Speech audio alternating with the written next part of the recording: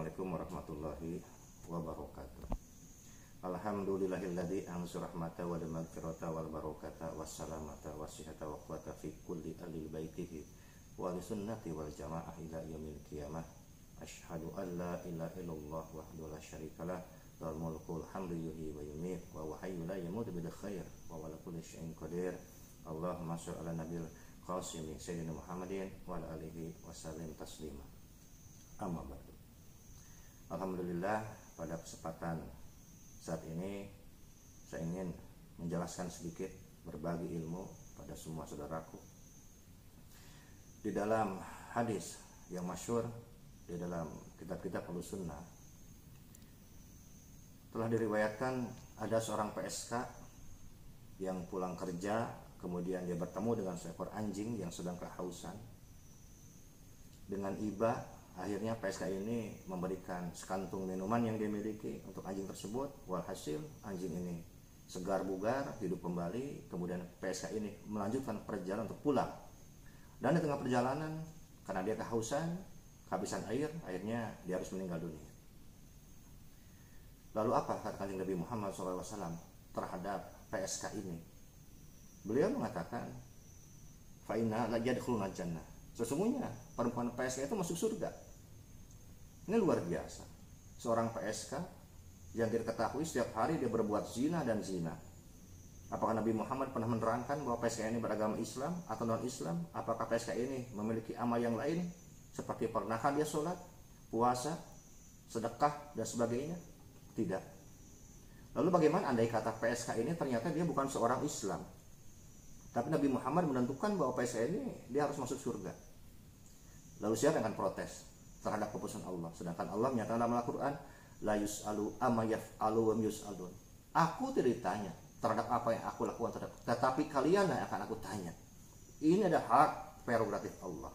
Kemudian dalam riwayat yang masyhur yang lain, di kalangan Ahlussunnah juga mengenal bagaimana seorang lelaki yang membunuh 99 orang. Dia adalah seorang perampok, penjudi, penzina. Dia bertemu sama orang yang ke-99, dia ingin belajar, ingin mendapatkan hidayah. Dan setelah berikan arah, engkau harus mendapatkan pelajaran tentang ilmu Allah yang benar di arah sana, di gunung sana, kata saya ini. Dan saya ini pun dibunuh. Inilah orang yang ke-99. Di tengah perjalanan orang ini meninggal dunia. Akhirnya turunlah dua malaikat, malaikat rahmat dan malaikat adab, yang sama-sama bingung. Orang ini belum mengucapkan kalimat syahadat. Orang ini hanya baru akan mencari kebenaran.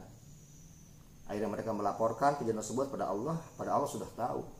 Kemudian Allah memberitahu untuk mengukur jarak si orang ini dari berbuat maksiat dengan jarak akan mendapatkan kebenaran. Ternyata lebih dekat untuk mendapatkan rahmat Allah. Dan Allah putuskan bahwa si pembunuh 99 orang ini yang belum mengucapkan syahadat, dia berhak masuk surga. Apa pelajaran penting dari dua hadis masyhur tersebut?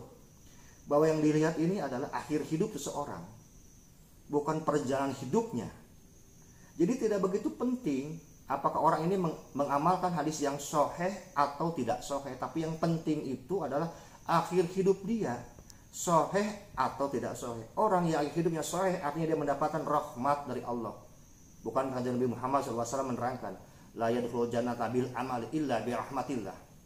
Tidak akan bisa masuk ke dalam surga dengan amal-amalannya. Mungkin ini amalan fikih, amalan amaliyah, lahiriah. Yang bisa masukkan kita dalam surga Allah hanya rahmatnya Allah. Oleh karena itu berhati-hatilah ketika berhadapan dengan rahmat Allah. Seseorang yang selama hidupnya dia berhak mendapat rahmat Allah tidak bisa diputuskan oleh manusia. Karena rahmat itu bukan milik manusia tapi milik Allah semata. Manusia membutuhkan rahmat Allah, manusia membutuhkan syafaat dari Kanjeng Nabi Muhammad SAW. Ini yang kita butuhkan. Jadi sekali lagi, tidak perlu ribut masalah hadis ini sahih atau tidak sahih. Betapa banyak orang yang mengamalkan yang sahih, kelakuan mereka tidak sahih. Lisan mereka busuk, tidak sahih. Banyak mencaci, banyak memfitnah, memvonis orang yang sebenarnya berhak mendapatkan rahmat dari Allah. Oleh karena itu pahamilah siapa Tuhan kita, siapa Nabi kita, dan seperti apa ajaran Islam rahmatan lil alamin. Mudah-mudahan ada manfaat dan berkahnya dalam pencerahan yang singkat dan praktis ini. Walau muwafiq ila aqwamit thoriq. Wassalamualaikum warahmatullahi wabarakatuh.